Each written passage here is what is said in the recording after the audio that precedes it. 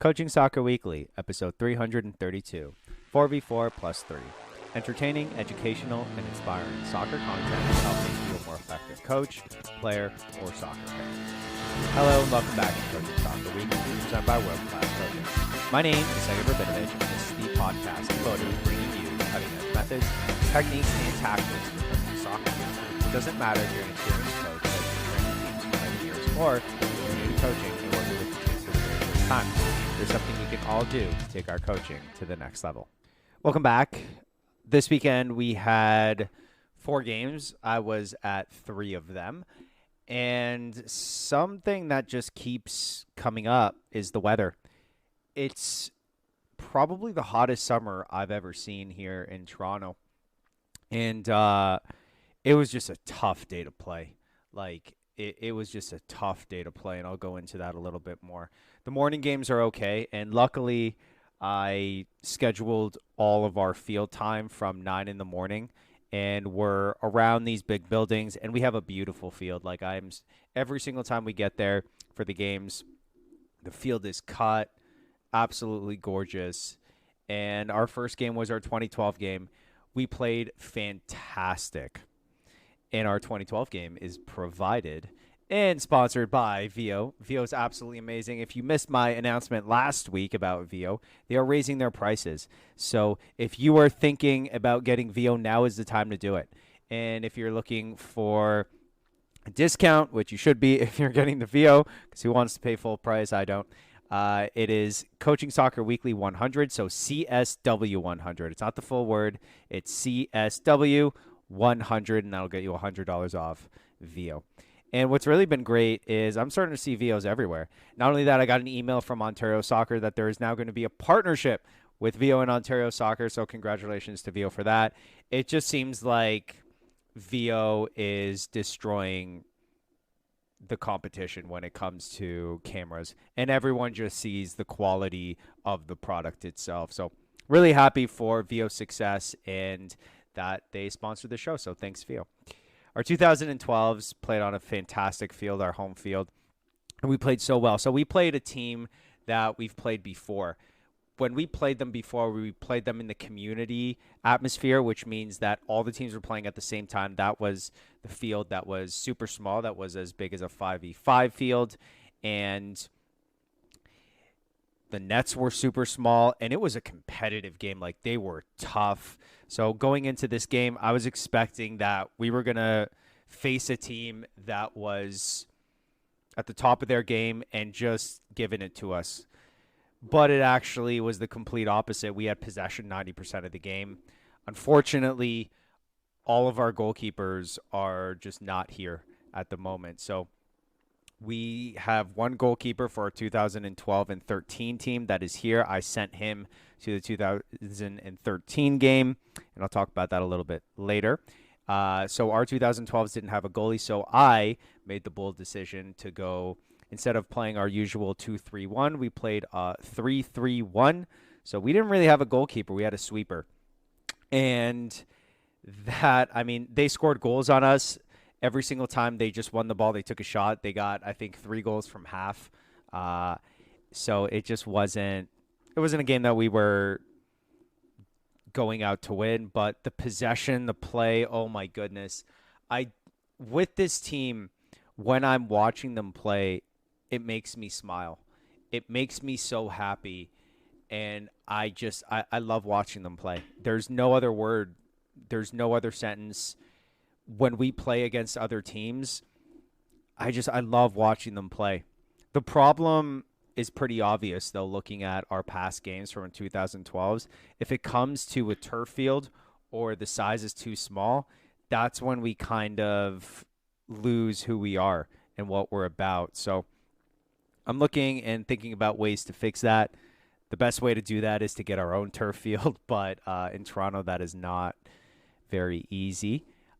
So, yeah, that's kind of where we are with the 2012. We ended up, I think, losing the game 4-3, but we were up 3-1 or something like that. Or no, it was 1-0. I don't remember. The games just kind of all meld together with scores because the scores just really don't matter at this point. But it was just absolutely gorgeous. Like, the other teams, the parents came up to me and, they were very, very kind and said some really nice things about our team and the way that we play, which I always appreciate. So it was really great. Yeah, that was our 2012 team. Our 2010 teams, half of our 2010 program are away.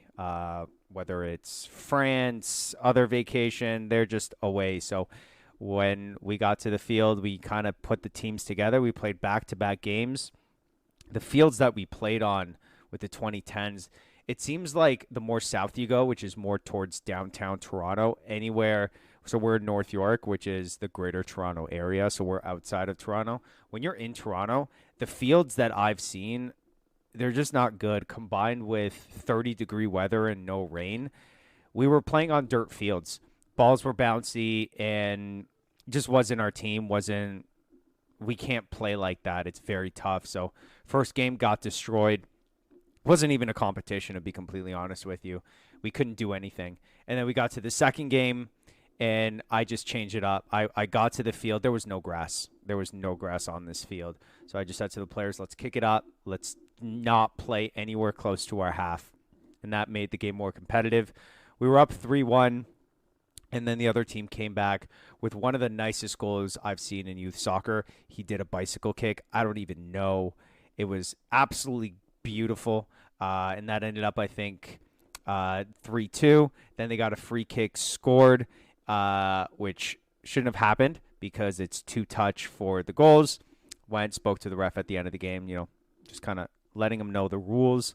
But at the game, I didn't care if they scored. Again, scores don't matter, so why am I going to yell at the ref for that? Really no point in that. I did yell at the ref throughout the game to keep my players safe, and I've talked about this a lot on the podcast. I don't yell at refs. The only time I yell at refs is to keep our players safe. And the other kid was grabbing.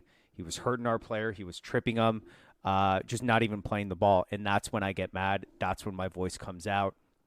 And that's what happened, to the point where the ref had to come and speak to me. And, I'm all for refs. I'm all for not talking to refs. I don't question the ref's call. I will never question. I mean, you'll probably hear me on the sideline, but I'll never say that loudly enough. I won't yell at the ref for a bad call. I don't care. If he wants to call it their way, that's fine. If he wants to that doesn't bother me. Again, what bothers me is when my players aren't safe. In my opinion, the ref's only role in the game, keep my player safe. That's it. I don't care about anything else, especially at 12 and under where scores and standings don't matter. So that was our weekend. Our 2013 team won. That's all I know. I wasn't there. And Vio's always with me, so couldn't record the game there. But, yeah, that was our weekend, and really great weekend. It was that 2012 team, they make me so happy. I'll say that. So I have to apologize, just apologize about last week. So last week I did shooting, and I used a ballet word, which I have been corrected. So the same girl who I was talking about last week, who I was making the ballet comparison to, I tried saying that word to her, and she just blanked, didn't know what it was. And then she said it in, of course, French, because it's French. And like I said last week, I don't speak French. So for all those ballet teachers out there, parents that know, I apologize about getting that word wrong. I still don't know how to say it, so I'm not going to try and say it. But I do want to go through shooting again, and because every week I'm learning, right? As I said last week, I just kind of figured this out, and now I'm starting to hone it. The more that I do it, the more that I teach it, the more points that I'm finding. So I'm going to go through that right now and do it exactly as I would coach and go from there. So the first point is I always let the kids shoot. So the kids that I'm working with, for those that didn't listen last week, those are kids that have never played soccer before. If you've never played soccer before, usually you don't really know what your dominant foot is. You just kick the ball, so you don't know what that means. So I let them go off into groups up on the fence, so each player has a net, which is the two poles in between the fences. Kick the ball against the fence. let them go for about 2 minutes till everyone gets situated. Then I call them to stop. And now I can talk about shooting foot versus your weak foot, right? So shooting foot is the one that they've been kicking with, and that's how I start. So I'm going to say, and at this point, this is after our dog game and shark attack and stuck in the mud, all that. So they should already know the step over, which is beside your ball, furthest foot, step over. So they should know closest foot, furthest foot at this point. So we put the ball down on the white line, which is the out of bounds line. And then from there, I ask them to take their shooting foot, put it right on the edge of the ball. So it's touching the ball, and their toe should be in line with half of the ball. Okay. And I want both feet together, cutting the ball in half with their toe. So if we're facing the net, the ball is on my right side because I am a righty, and both of my feet are on the left side of the ball with my right foot touching the left side, the outside left of the ball. From there, I talk about taking one step with their weak foot away from the ball, and it should be shoulder width apart. From there, we're going to take all of our weight, and we're going to bring it over to our weak side, our weak foot. At this point, all our weight should be on that weak foot, not a little bit, all of our weight, so we could lift up our shooting foot. From there, I'm going to take that foot up, and here's what I missed last time that I figured out. I want that toe on the outside, so on the right side of the ball. So the only thing that should be touching the ground is your toe, and that forces the toe to be down and out because your heel is up and in. Okay, so your heel is facing inside, not outside. So if you think about your foot being down and out, the toe is the only thing touching. And what I noticed was a couple of things, which we'll get to. The first one being that they keep moving their heels up to try and just hit it with their laces. That's not what I want. I want their heels down. Okay, so that's the first point. The second point is where that toe should be. The toe should be on the furthest part of the right side of the ball. So if you think about it, our toe is in line with the right side of the ball. That's going to give you the most down and out, and then the ball should fit right in that kind of curve that naturally happens with your foot, and that's what we want to use to hit the ball. From there, I want my player's leg completely straight. Some of you are going to say, bend the leg as it goes back. I don't agree with that. That's my personal opinion, and I'll tell you why. The way that I like to think about this whole situation is kind of like a bow and arrow. Okay, so the bow has to go all the way back. It can't go a little bit for the most power. And in my opinion, the power comes from two places when you're shooting the ball. One is your thigh going back. So it comes from that thigh, that motion of going back and forward. And then the other is your hip motion. So those are the two places that it's coming from. It doesn't come from your calf. So if you go and put that foot and bend it back, which there is going to be a little bit of bend when you're shooting, obviously. But if you're just using your calf, you're putting way too much energy that you don't need into it. So we're thinking like a golf swing, right? It's a lot easier to keep those arms straight. And that was something that I really had to, first of all, I shouldn't even be talking about golf because my golf game is terrible. But you're supposed to keep your front arm straight, right? And it's because it makes that arc shape and it allows you to keep that contact.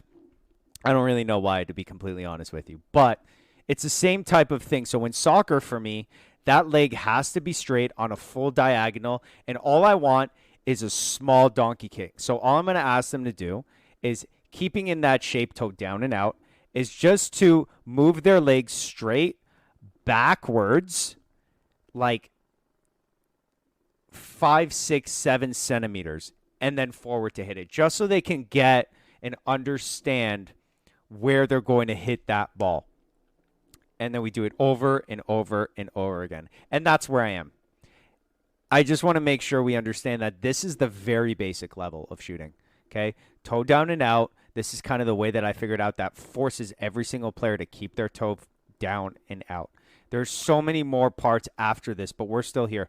We haven't even talked about run-ups yet.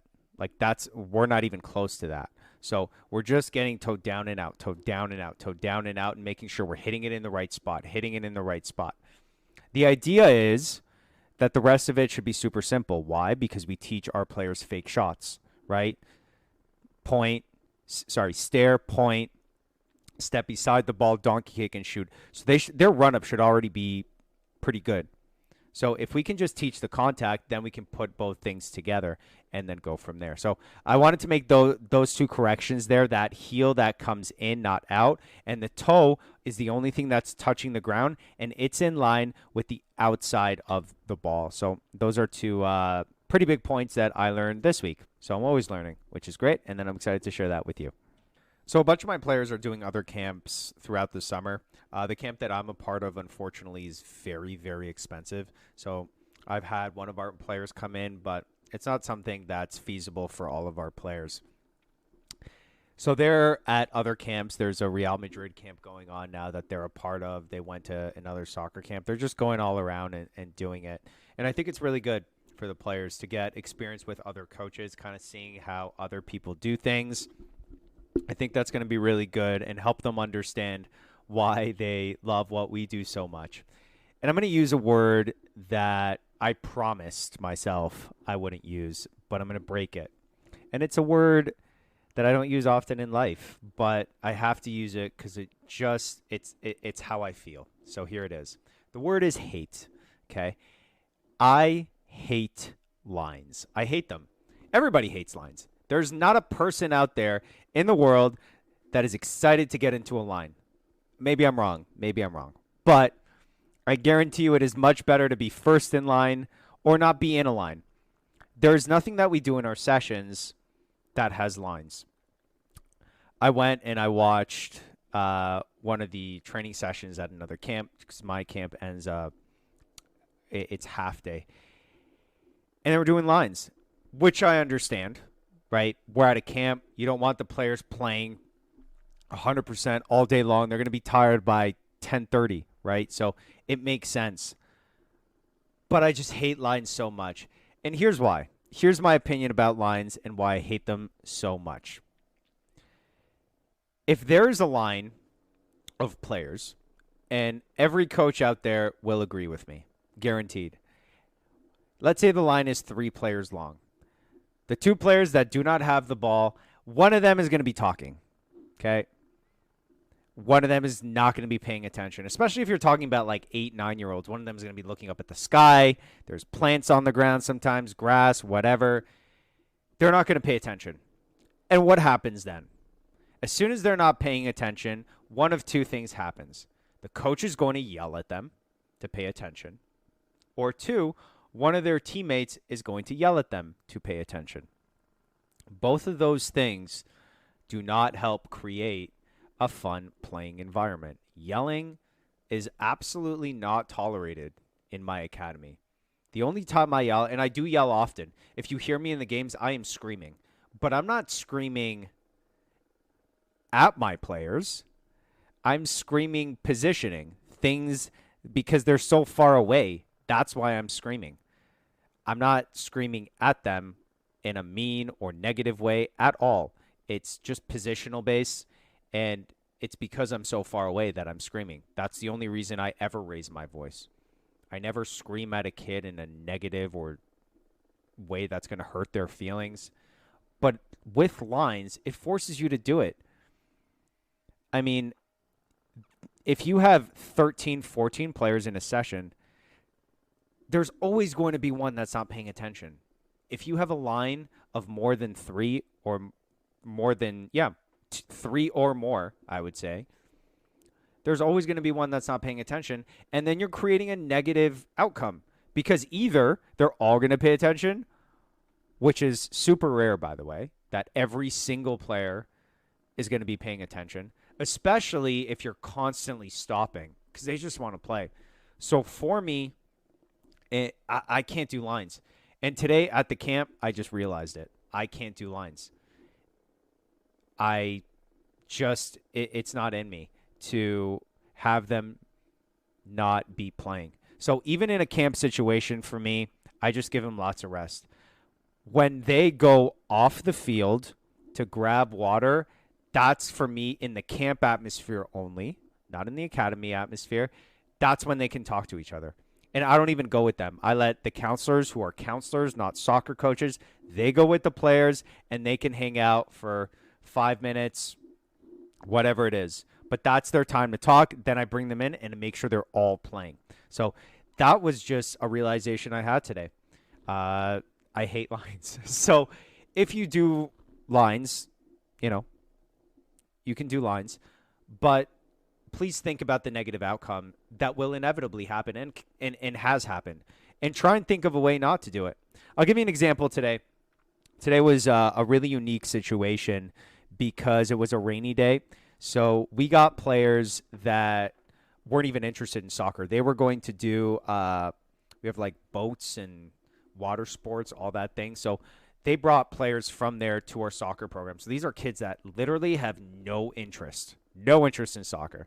So I went back and thought about my childhood, and one of the most fun games that we would do during lunchtime was Curly, Larry, and Moe. Now, Curly, Larry, and Moe is a game where you have, I'll try and explain it the best I can. I'm not a professional at explaining this. This isn't something that I do, so it's just the idea behind it. I went to the half circle, and there were groups of 3 in a line. One player was Curly, one person was Larry, and one person was Moe. The idea is the coach calls a player a name, Curly. So Curly, if that's the first player, everyone in a group of 3 is named those players. So there's Curly, Larry, and Moe in every group. Curly would stand up. They would run around the circle. Larry and Moe would make a bridge, and then Curly would go under the bridge, go inside where there are cones. They would bring a cone back, and they would sit down in their groups. When I did this as a kid, there was always one less cone, and that team would be out, and they would just sit there. And again, that's when it kind of just realized I hate lines. I hate when players don't do things. So what am I going to have? A team who's eliminated first sit out for the rest of a 20, 30-minute game? Doesn't make sense. So figured out a way around that essentially I had all my cones with me. So every round there were 4 cones. So every round there was only one team that didn't get a cone, but they were all constantly playing, and they would bring back their cones and hold on to them. And at the end of the 30 minutes, they would each count their cones. So essentially what I'm trying to say with this whole Curly, Larry, and Moe game, anything that you do, any game, any activity, there is a way to make sure there are no lines. And some of you will say, yes, Segev, but you should also have a ratio of playing to rest. Completely agree. I think players should rest 100%. 3 minutes to 1 is usually the ratio. That's the one I've been told. I don't know if that's right. But for me, like when we do our 1v1s, they play for 3 minutes. Everyone sits out for a minute, and they're so tired that they don't have the energy to talk. All they're doing is drinking water. That's when I make my coaching points, when they're super tired and resting, and then we go into it again. So every single one of my games, they can go outside of the field to grab water and rest. That's it. I want that understanding and that philosophy and that impact to be when you step on the field, you're playing. That's it. There's no resting on the field. Off the field, rest. But subconsciously, as they get into that field, play. As they get off that field, sit down, rest. And that's how the game is, right? You sub on, you play. You sub off, you rest, right? So, that's a little bit of me venting, and thanks for hearing me out. I'm sorry I used the word hate. I don't hate a lot of other things, so hopefully you're okay with that. The 4v4+4 is something that's been online on YouTube's for forever. There are videos of Pep doing it. There are videos of Klopp doing it. And I used it in the past, and I used it only for my older players. I didn't use it for my younger players because it didn't make sense. If you think about the 4v4, there are 8 players on offense. There are 4 on defense. And that's exactly what you're playing with 9v9, right? All you're missing is the goalkeeper. So you're playing in those shapes, right, which is 2 defenders. Let me just kind of go through before I get into the tactical part of it and all that. So there are 4 players on the outside. They are one team. There is 4 players on the inside. They are the team that's playing against the outside. Let's talk about colors to make it easier. On offense is the black team. On defense is the red team. So it's red against black. Neutrals are going to be 4 other players, and they're going to be the players in the middle. So if we think about it from, and I like to do north, south, east, west, south, 2 defenders, neutrals. And then in the middle will be my center defensive mid. And then up top in the north side is my forward. East side is my fullback and attacking mid. West side, fullback, attacking mid. I've been doing it in the past because of my lack of understanding of half spaces just as a square. And honestly, it doesn't do much for me. Tactically, the biggest problems I have for my players are my players on the wings supporting and getting the ball in the right position. So to just move the ball like that for no reason didn't make sense.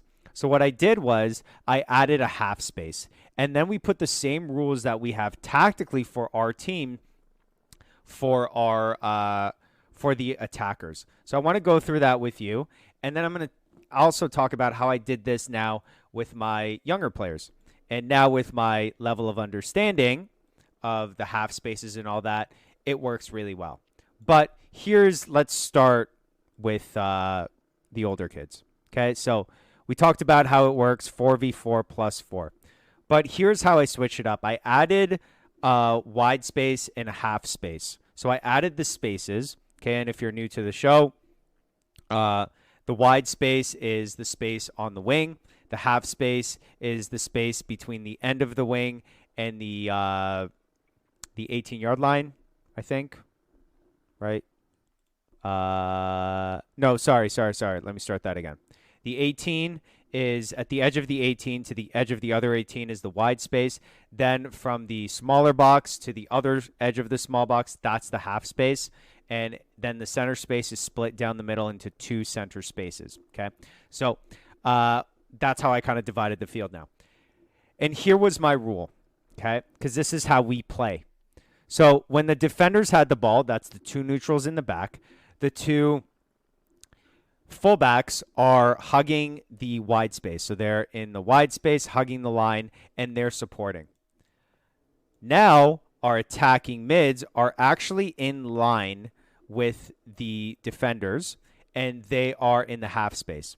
So now what we have is we have 1 player in the wide space, and we have no more than 2 players in a horizontal line together.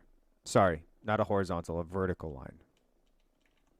So when I'm doing this, my rules for my teams when we play the game are those positional lines. So vertically, I don't want more than 2 players in the same half space. So this is where this worked really well. And then if the ball is passed to the fullback, then our attacking mid holds their run. The fullback makes the pass down the line.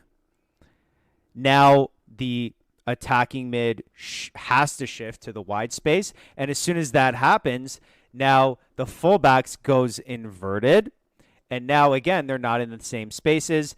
And the center defenders go into the center space to support. And that's our offensive shape. So it works really well now with that. And I've talked about the 4v4+4 in the past, so I'm not going to go into anything else. But that's really the difference now. And I loved it. That session went really well to the point where I was like, now I have to do this with my my U10s. Like this is so good that I need to figure out a way to do this. So I did the same thing. So now let's talk about how the positions work for the younger kids. Because here's what I used to do. And this is fine, by the way. I still do this sometimes.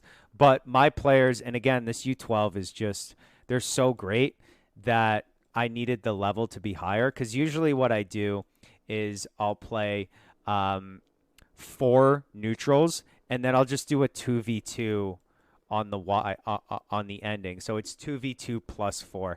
And that, again, works fine. but it's just too easy now for our players. So I wanted to somehow add the more defenders, more players to make this a little bit tougher. So here's what I decided. I started with my shape. That's how I start everything. Excuse me. So I started my shape with how we normally play. And we normally play in a 2-3-1. So I put that in, 2 defenders in the game,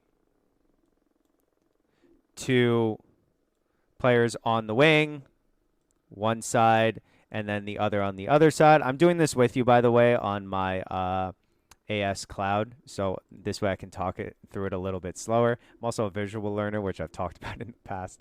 Anyway, so 1 defensive mid and 1 forward. So I have that shape. My goalkeeper is on one end. My forward is on the other end.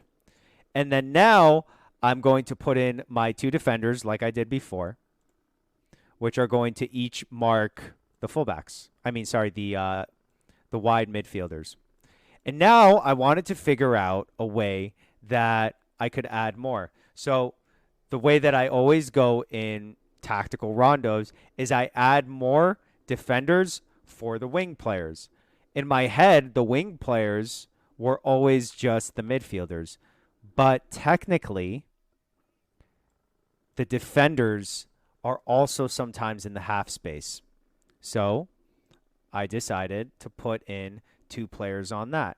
And now what you have is you have a 4v4, 2 defenders against 2 defenders, 2 wingers against 2 wingers, plus 3 neutrals, the goalkeeper, the defensive mid, and the forward. But now the question is, okay, we've got players here. Great. Now we got to make it more game realistic and more tactically realistic by adding the spaces.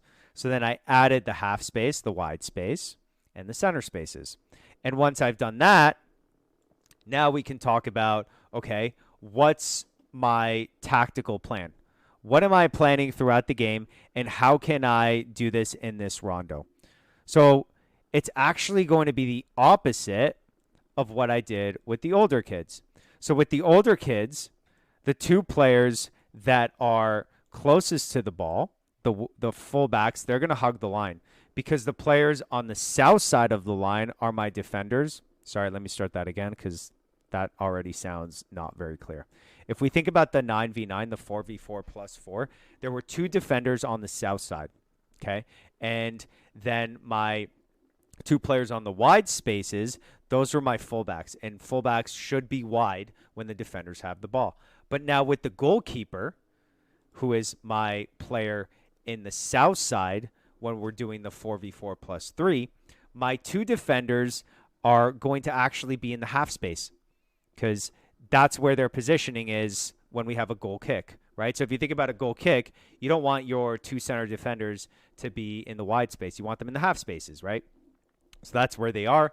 And then that allows my wingers to be in the wide spaces, which is where we want them. And when the ball goes to the defender, they support back. And now we have our shape. But here's the interesting part. As soon as that ball goes to the striker, everything changes. So I want my 2 wingers to now come close. And then the 2 players who were technically before the defenders to go into the wide space. Now you might think to yourself, why? That doesn't make sense. And tactically, yes, it doesn't. But what I want them to understand is their positioning in relation to their goalkeeper. So both teams at the north and south side are technically goalkeepers. So I want my defenders to understand that when they have the ball, when the goalkeeper has the ball and you're playing defense, I want you in the half space. When you're playing wingers, like a winger position, you should be in the wide space. So as we're attacking with the ball into the wingers, right? Once the winger has it, they're now looking for a player in the middle. And as they make that pass, even the regular wingers should now be going into the half space so we can try and score. Now, the defenders, even though they now have to move into the wide space, that's okay. I don't mind that. But we're really starting to understand the movement. when we're close to the goalkeeper, or when we're close, literally when we're close to the goalkeeper and we're technically wingers or defenders, you should be in the wide space. Because even if I'm attacking, if I'm in the final third, I want my wingers, and we're talking 7v7 here. We're not talking 11v11 because that changes for me as well. My wingers should not be in the half space at that point. That's a whole different topic. But at this point, the wingers should be coming in, and we have our support with our defenders. So that's kind of it. Now, I just started running this again this week. I'm going to keep doing it. So it's going to change. One thing that might change is that when the center defensive mid has the ball, maybe I want my defenders and my wingers to all be in the half space. That could make sense. I don't know yet. Maybe I don't want my wingers to be in the half space anymore. I don't know. But right now, this is how we're starting. And just like I did with shooting, I'm going to keep doing it and doing it and doing it until I see something and master it, right? Because that's what I believe. I believe that if you just run something once as a coach, you can't expect your players to be perfect, and you can't expect yourself to be perfect. But if you run it 100,000 times, you should be able to be pretty perfect at coaching it. And if your players do it enough, they should be pretty perfect at it too. But what's really great is that there's always creativity here. It's not the same thing. The movement might be the same, but predictability, your decision-making changes every time. And there's no rules here. 1v1, go for it. Okay? But we always have the one-touch, two-touch move, which I really like, which is you can one-touch it, you can two-touch it. If you want to take any more than 2 touches, you have to do a move. And that's just simply because you don't have time. So, that's my 4v4+3 for the 7v7. Now, I know there are some coaches out there that are probably thinking, well, Segev, you went 7v7, talked about 9v9, but you didn't talk about 11v11. Fair enough. When I come on the show, I really like to talk about things that I'm knowledgeable about. Unfortunately, we don't have teams that are 11v11 yet. So I haven't had a lot of experience coaching 11v11 or running this type of rondo. However, it's very simple to do if you think about it. All that you need to do your 11v11 big rondo is set up your team the way that you would. If you're playing a 4-3-3, 4-4-2, set it up. Look at where your wingers are. Your wingers are usually the ones that are playing against another team. And the players that are in the middle, those are usually the neutrals. So it's usually wingers against wingers, and then the center players are the neutrals. That's how I always do it. But with 11v11, you could change it up. You could decide to add an extra player in the midfield to play against another player in the midfield. So you can have, let's say, instead of 4v4 with the wingers, you could have 5v5+3. The idea is, with rondos in general, I think, as long as you have a plan, you're not wrong. But you need to have a plan, and you got to start with something. So think about your team, think about your formation, and go from there. There's no wrong answer here, because as long as you have an answer and can justify it, rather than let's just go play, which is what I see a lot, unfortunately. If you have some sort of tactic you want to do, go for it. Try it out. Be creative. That's my favorite thing when I'm creative as a coach. So that's my wish to you. Have fun with it, but think it through. Thanks for listening to another episode of Coaching Soccer Weekly. I really love playing with different types of rondos, if you haven't noticed already. I like the fact that I can use it because it creates a lot of repetition in the exact situation that I wanted to. And I just changed the type of rondo based on really what I'm trying to work on. And when it comes to tactics, this is my favorite, the 4v4+3 or plus kind of anything, any of those neutral players. This weekend I have 4 games again, so I will be back next week with a brand new topic talking about the games. And a big thanks to VO for sponsoring the show. And again, if you are looking for a VO before the price goes up, it's CSW100 as your code. But until next week, enjoy the journey, enjoy the moments, but most importantly, enjoy the game. Coaching Soccer Weekly. Hey, thanks for watching all the way to the end, and you can check out more of our videos right here. And if you haven't done so already, I would really appreciate it if you'd hit the like button and the subscribe button.